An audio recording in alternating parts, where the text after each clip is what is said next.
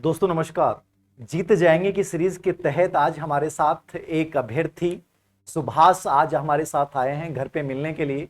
और इस बच्चे का बड़ा सपना था कि जब एग्जाम से पहले मैंने एक सेमिनार किया था सिक्कर में, तो इसने कहा कि सर मेरी इच्छा तो थी फोटो खिंचाने की, लेकिन फिर मैंने सोचा कि जिंदगी में कुछ बन के सक्सेसफुल होकर और सर के पास घर जाकर और फिर इंटरव्यू दूंगा, फोटो खिंचाऊंगा। तो कई बार मैं कहता हूं कि जो सपने हम देखते हैं वो पूरे जरूर होते हैं। इनकी संघर्ष की कहानी बहुत दर्द भरी रही है। अमूमन आप में से कई बच्चे कहते हैं कि सर एक परीक्षा दी, दो परीक्षा दी। इस बच्चे ने लगातार 60 परीक्षाएं दी और 60 परीक्षाओं तक तो इसने डायरी में लिखा कि मैंने 60 परीक्षाएं दे ली हैं।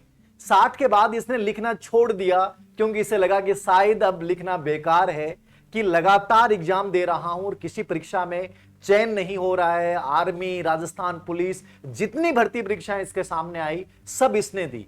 लगभग 100 के आसपास इसने एग्जाम्स दी हैं, जिनमें 60 तक इसने अपनी किताब में, डायरी में मेंटेन किया। उसके बाद इसने उम्मीद छोड़ दी कि कहीं होगा तो ठीक है, अपने तो देते जाओ।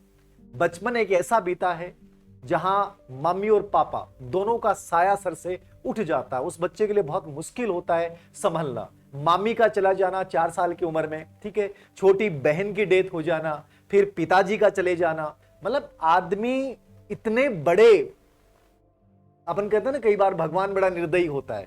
तो इन स्थितियों से निकलना, बाहरी लोगों के सपोर्ट से आगे बढ़ना, 1 साल खुद नौकरी भी करना, लेकिन उम्मीद ना छोड़ना, जिंदगी याद रखना यही है। और मैं तो यही कहता हूं कि जब तक नेवर गिव अप रखोगे ना, छोड़ोगे नहीं ना, तो एक दिन छीन लाओगे उस चीज को। तो सुभाष, आपका बहुत अभिनंदन, बहुत स्वागत है। आपकी ये बड़ी सफलता है। 2023 का वर्ष आपके लिए बड़ा अच्छा साबित हुआ है। गांव से ठीक 4 किलोमीटर दूर आपको स्कूल मिली है। आप बताएं कि कैसा लग रहा है इस सफलता के बाद? इतनी सारी असफलताएं, इतने सारे भगवान के द्वारा दिए गए दर्द, परिवार में लगभग 10 के आसपास डेथ हो गई कुछ वर्षों में आपके इस दौरान। पता नहीं किस किस परिस्थिति से आप गुजरे होंगे। तो अभी फिलहाल कैसा लग रहा है? अभी सर बहुत अच्छा लग रहा है। हो गया चयन और अब आपसे मिलना है तो उससे भी ज़्यादा खुशी हो रही है आपसे मिलके। और हम जीत जाएंगे तो पहले ही पता था कि हाँ एक दिन लग जाएंगे, चाहे 20 वर्ष हो जाए, 25 हो जाए, लग जाएंगे ज़रूर। आज यहाँ बैठ के इंटरव्यू दे रहा हूँ, बहुत अच्छा लग रहा है। और ऐसे लग रहा है गुरुजी आपका ही पूरा साया रहा है। और गुरुजन तो बहुत आए, लेकिन सर ऐसे है कि गिर जाता था उठ के, लेकिन फिर ऐसे देखता था कि और भी बच्चे लग रहे हैं तो एक दिन लग जाऊंगा। फिर आप सर आए 18 में, कोरोना लॉकडाउन लग गया, कोरोना आ गया, फिर वहाँ घर बैठ के पढ़ाई की। डिप्रेशन में ऐसे था कि सर 2 दिन से ऐसे चलता था कि हाँ अब समाप्त होने वाली है जिंदगी। फिर उठ जाता था, रात में 3 बजे उठ जाता था सर। 2 बजे अलार्म लगाने की जरूरत नहीं थी, 3 बजे उठ जाता था।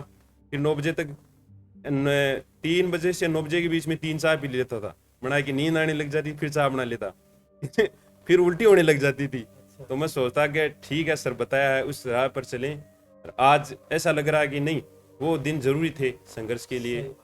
आज ऐसे बहुत अच्छा लग रहा है सर, आपके साथ मिलकर और भी अच्छा लग रहा है कि आपने ऐसे मौके पे मिल गए। आप आज मैंने कॉल किया और मिल गया।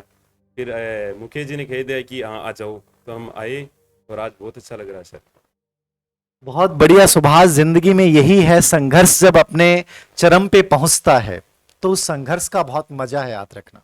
और मैं कह रहा हूं कि खुद में इस चीज को बड़ा अलग सा लगता है कि 60 परीक्षाएं, उसके बाद लिखना बंद कर देना कि पता नहीं होगा कि नहीं होगा।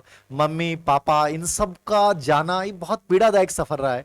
इस दौरान कई समस्याएं भी आई होंगी, डिप्रेशन भी आया, लेकिन लगातार जुड़े रहे। तो अब क्या संदेश देना चाहोगे सुभाष उन बच्चों को जो बहुत छोटी सी असफलताओं से सुसाइड के थॉट आने लग जाते हैं, बहुत जल्दी बिखर जाते हैं? क्या कहना चाहोगे बच्चों को? सर कहना यही चाहूंगा कि आप अपने लक्ष्य से मत भटको। कोई भी लक्ष्य बना लो, उस पर पूरा फोकस रखो और उसके अनुसार तैयारी करते जाओ। आपको एक ना एक दिन तो मिलेगा ही। तो आप बच्चे, हजारों बच्चे करते हैं, हजारों लगते हैं, हाई भर्ती में लगते हैं, हर भर्ती में होता है। अनसक्सेसफुल भी होते हैं, सक्सेसफुल भी होते हैं, 2 राह होते हैं, दोनों में एक तो चुनता है। तो कभी ना कभी तो हम लग जाएंगे। और आज के बच्चों को मैं ये कहना चाहता हूँ कि धीर सर जैसे सर हैं, फिर आपको थकने की तो कोई बात ही नहीं है। क्योंकि ये बिना अलार्म में नहीं 2-3 बजे जगता थे, तो फिर उठाने की बात है। फिर आज के बच्चे क्या है कि सर डिप्रेशन में ज्यादा चले जाते हैं। डिप्रेशन क्यों होता है कि वो ज्यादा सोच लेते हैं। और सर ये मैंने देखा है कि मैं ज्यादा सोच लेता था कि हाँ ये करेंगे ये करेंगे, नहीं, आप चलते जाओ, जैसे जैसे होता है जैसे जैसे करते जाओ। फिर मैंने सोचा कि सर 60 एग्जाम कम नहीं होती है, फिर मैंने पन्ना फाड़ के भगा दिया कि अब नहीं गिनेगी क्योंकि अकॉर्डिंग बहुत होगी। और सर कहते थे 7 वाले भी कहते हो जाएगा और बाहर से, लेकिन मेरे को क्या है कि और कोई किसी लोगों ने ऐसा नहीं बोला कि तेरा होगा नहीं, सब ने ये बोला कि हाँ एक दिन हो जाएगा, क्योंकि मैं पढ़ता रात दिन पढ़ता था। फिर मेरे को कोरोना काल में सर मैं 4 दिन तो मेरे को ऐसा लगता अब मर जाए सही है, मरने लग जाए सर सही है। फिर मैं ननियाल आ गया, ननियाल 2 दिन पाँच वापिस सही हो गया। फिर वापिस घर आया, फिर किताब उठाई, फिर किताबें ऐसे बड़े बड़े अक्षर नहीं, पहले तो अकॉर्डिंग पढ़ी जाती थी, फिर नहीं दिख रहा है, फिर मैं 2 घंटे छोड़ दी। फिर ऑटोमेटिक दिमाग आया, कॉन्स्टेंट हुआ, पूरा पढ़ लिया, फिर वो अब ठीक है। फिर मैंने ऐसे सोचा क्योंकि वो डिप्रेशन, हाँ अब डिप्रेशन कितनी बार गया, ऐसे ही चला दूंगा सबको।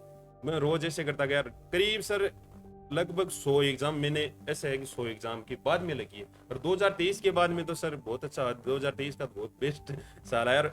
बस यही है कि आप थको मत, पूरी जैसी एग्जाम होती है तो उससे पहले ही तैयारी करने लग जाओ। ऐसे नहीं कि एग्जाम आएगी हम तैयारी करेंगे फिर एग्जाम आएगी कोचिंग रहेगी, नहीं, कोचिंग जो भी करनी है वो पहले कर लो, फिर आप एग्जाम आ गए तो कोचिंग सब छोड़ दो।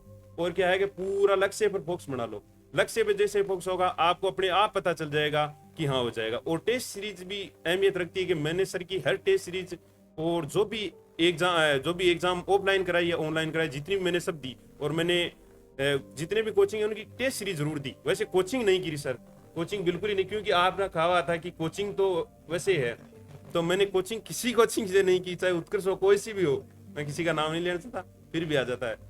तो मैंने क्या किया कि सर टेस्ट सीरीज हाँ वो अहमियत रखी, और फिर जितने भी सर की गाइड बताई उसने सबकी पढ़ ली। और सर मेरा एक है कि एक नई गाइड आती है उसको एक बार पढ़ता हूँ और वो याद हो जाती है।